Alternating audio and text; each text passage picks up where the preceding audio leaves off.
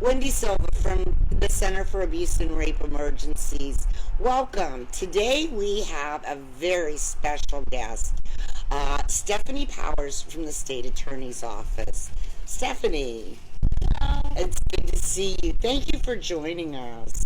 And I love the fact that we're able to film outside. It's just beautiful today. So social distance, outside, we're good. Today, Stephanie's going to tell us a little bit about, because we know a lot about what happens to a sexual assault victim, and when they go to the hospital and the law enforcement piece, because they got to go out and arrest the person who committed the crime. But a lot of us have questions. What happens once the state attorney's office accepts a case? Well, thanks for having me. It's great to be here, and it's a beautiful day, nice outside on this patio. So when a case first comes to me, if the police have made an arrest, then the case will come to me, and I have a deadline as to when I need to make my filing decision. And there's a lot that goes into that. So I have to review everything that law enforcement submits to me, their reports, audio statements or video statements, any physical evidence that they may have collected. I review all of that, and then I have to determine whether or not I believe that I can prove the charges beyond a reasonable doubt to the jury. That's my burden of trial. Now, beyond a reasonable doubt, so it's not that you have to be able to prove they actually did it, just that there's no doubt left in a jury's mind or the judge's mind. Yeah, so the difficult conversation that I end up having to have a lot of the times is victims. Is that it doesn't matter if I believe them or not. I have to be able to prove that it happened. So lots of times we can know what happened in our hearts, and we can know, what it looks like. But if I can't prove it beyond a reasonable doubt to a jury, then it's not a case that I can put into the system. And I know we have this conversation, and sometimes advocates get very frustrated because, police will either say there's not enough evidence, and it's a he said, she said, and then we get to the state attorney's office and something comes up and they decide, well, it's not going to go because of whatever's going on. And as advocates, and I'm always telling my advocates that, it's not a matter of whether it goes to court or not. It's a matter of advocates, we're just go for that survivor. I mean, your job's a lot tougher because you've got to not only believe, we do that Start by Believing campaign every year, but you not only have to believe, you have to be able to prove and make others believe. That's right. I have to think about how the whole case would look to a jury. So I have to anticipate what the defense is going to be, and what holes that they've seen in my case. And if I can combat those, then great. But if I can't and I don't have a response to those, that's where the problem lies. So it does, unfortunately, with sexual assault cases, a lot of the time become a he said, she said case. So we have to look for any of the details that we might have to corroborate the victim's story. So what would your advice to a victim coming forward be? Be 100% honest. We all have these ideas about what a victim should look like, the facts surrounding it, and I think a lot of times victims are concerned about how it's going to look, like what they were doing and how people are going to judge them. When a victim comes to talk to me, I'm not going to judge them based on what they were wearing that night, or if they had gone out late at night, or any of the sort of preconceived ideas that we have. I just need to hear the entire story without leaving out any of those details, because if I find those out later on, then that's where the problem lies, because then it looks like we've been trying to hide something, or we've been trying to keep something back.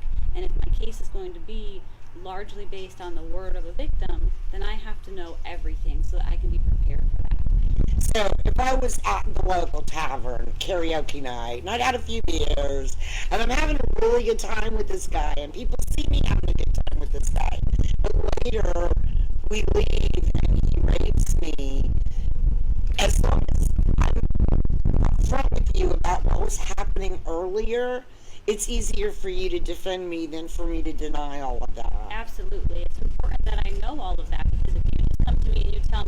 oh, this guy raped me, and you don't give me any of the facts surrounding it, then when the defense comes to me and says, well, did you know that they were at this bar? And did you know that other customers saw them having a good time together? If I don't know that, then that takes me by surprise, and it makes it look like the victim isn't being truthful. Yeah, so that kind of puts holes in the case. And even though she really truly is a victim, just that omission of that part kind of makes her look like you're not telling the whole truth. Right. There's nothing wrong with going to a bar, having a couple of drinks, having a good time. That doesn't mean that it's okay for someone to rape you. It just means that I need to know all of those facts so that I can prepare. There's enough to move forward on. Okay. And not to put you on the spot, I don't need an exact number. Approximately how many cases did go to court get one? Get one. Well, I would say the majority of the cases, for us, when we're putting a case into the system, it's not really about winning or losing. It's about getting justice. And so that's what we're really there for. The majority of our cases end up resolving complaints. So really not many go trial. Sexual assault cases end up going to trial because we are able to resolve a lot of them. There are a lot of cases that we're not able to proceed on, and then there are other cases where things come up. A case is like ever evolving, and so there are things that come up along the way that might make it so that even though we started out thinking we could prove the case, we end up not being able to. But all along the way, we're working with our victim advocates and the state attorney's office to try to support the victim, because at the end of the day, we really want to make sure that our victim is safe and getting counseling and helping to get through all of the trauma that goes along with sexual assault. Whether we can take it to trial, whether we get it guilty or not, they have to be able to, survive and get past everything that's gone on for them in their lives. Yeah. Well, thank you, Stephanie. That really has cleared up a lot for me and hopefully for our audience at home as well. I know that's, we always tell survivors when they come in that, just because it goes one way or another in court doesn't mean we're done. As advocates, we're still here for you because, it was a traumatic experience, and no matter where it goes in court, we're still here to help you on that healing journey. That's right. So, and then they have the advocates there at the state attorney's office as well. Yeah. And the whole goal really is for all of us to work together to support a survivor, no matter, and unfortunately life's life, and there are going to be those cases that are unable to be prosecuted or that don't turn out the way we want them to. But my advice to any survivor is if you have the opportunity, hold your attacker responsible, hold them to accountability, and then let Miss Stephanie do her job.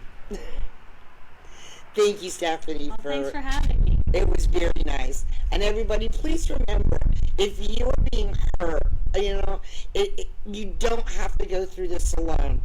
You can call our 24-hour helpline at 941-627-6000 or 941-637-0404. We have a text line if that's more comfortable for you, in which nothing is kept. We have no record. Once the text is done, it's erased. So you're safe. That number is 941-499-8534. We have an office in Inglewood as well. The number there is 941-475-6465. We have an online chat that has an escape button, and there's no history, and we don't use cookies, so it won't come up in your search history. And you can go to CAREFL, CARE, Florida, CAREFL.org, and you can reach that.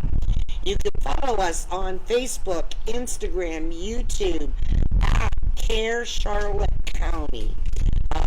We have lots of great posts and videos. Please, come like and share.